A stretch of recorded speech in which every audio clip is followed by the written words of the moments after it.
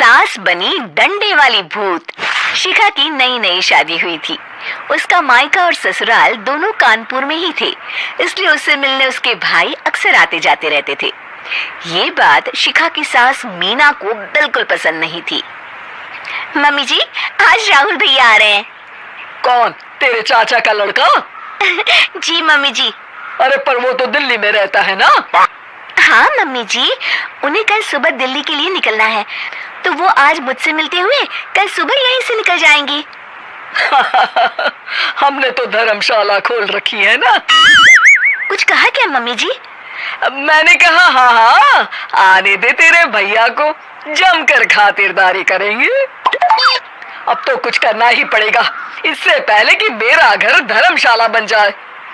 ये कैसी बातें कर रही हो मीना? सच ही तो कह रही हूँ। अभी इसकी शादी को साल भर भी नहीं हुआ और आए दिन इसके घर वाले आ धमकते हैं। अरे तो क्या हुआ, वो इसी शहर में रहते हैं तो हाल चाल लेने आ जाते हैं। इस बार मैं उनका हाल और चाल दोनों ही बिगाड़ दूंगी। अब बहुत हो गया जी। अरे ये कैसी बातें कर रही हो? हे भगवान, बस आप तो देखते जाइए। शाम को राहुल आता है। नमस्ते आंटी, कैसे हैं आप लोग? हम लोग तो ठीक है, तुम कैसे हो बेटा? मैं भी अच्छा ही हूँ आंटी। बस आज रात के बाद नहीं रहोगे। चलिए भैया, मैं आपको हमारा घर दिखाती हूँ। रात में खाने की टेबल पर शिखा, रोहित कहीं दिखाई नहीं दे रहा। जी भैया, वो ऑफिस के काम से बाहर गए हैं, कल शाम तक आएंगे। अच्छा अच्छा। बेटा, क्या तुम भूत प्रेत में मानते हो? नहीं नहीं आंटी जी, पर अचानक आपको ये ख्याल कहाँ से आ गया? पता नहीं क्यों, कभी कभी मुझे लगता है जैसे रात के समय बैठक में कोई घूमता रहता है। ये आप क्या कह रही हैं मम्मी जी? हाँ, तुम लोग घबरा ना जाओ, इसलिए मैंने आज तक इस बारे में कुछ नहीं कहा। ये आपका वहम होगा आंटी जी, ऐसा कुछ नहीं होता। हो सकता है। चलो अब मेरा सोने का टाइम हो गया है तो चलती हूँ मैं। शिखा बेटा, राहुल के सोने की व्यवस्था वहीं दीवान पर कर देना। जी पापा जी। अब चलिए भी। अच्छा, तो बैठक में सोने वाले हैं साहबजादे। क्या बड़बड़ा रही हो? कुछ नहीं, आप सो जाइए।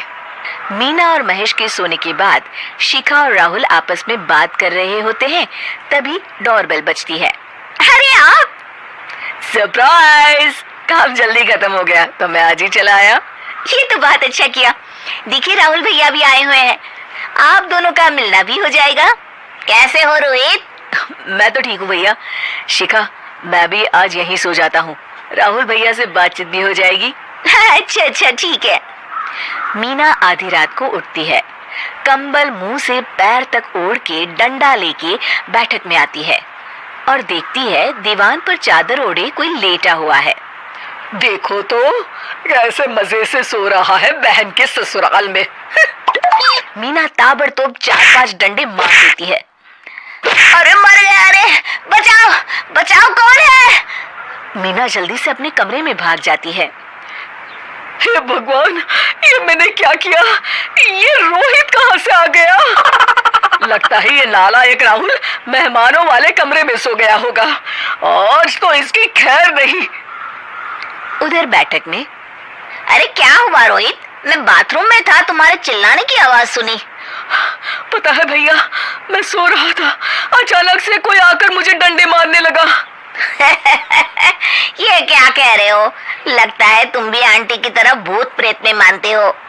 नहीं नहीं भैया, सच में कोई आया था। मैं तो जा रहा हूँ मेहमानों वाले कमरे में सोने के लिए। इस समय अपने रूम में जाऊंगा तो शिखा की नींद खराब हो जाएगी। ठीक है भाई, जाओ तुम, जहाँ तुम्हारा भूत डंडा लेके ना आ सके। थोड़ी देर बाद मीना कंबल ओढ़ के डंडा लेकर मेहमानों वाले कमरे में पहुंच जाती है। वो बिस्तर पर से रोहित को फिर डंडों से मार करती है। अरे मर गया! अरे मर गया! तू भूत प्रेत में नहीं मानता ना? ये ले, अब डंडे खा। हैं? ये तो माँ की आवाज है। रोहित कंबल खींच देता है। बेटा तू! अरे ये क्या कर रही हो माँ? मार मार के मेरा भरता बना दिया अरे मेरे लाल, मैंने तो तुझे ही मार मार कर लाल कर दिया।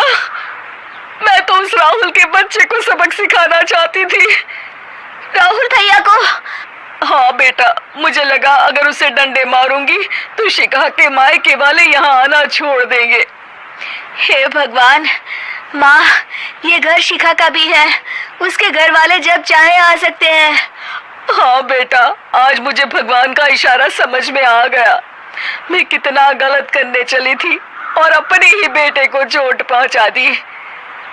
अब चुपचाप जाके सो जाओ माँ, और किसी को कुछ बताने की जरूरत भी नहीं है। शिक्षा दूसरों का बुरा चाहने वालों के साथ भी बुरा ही होता है।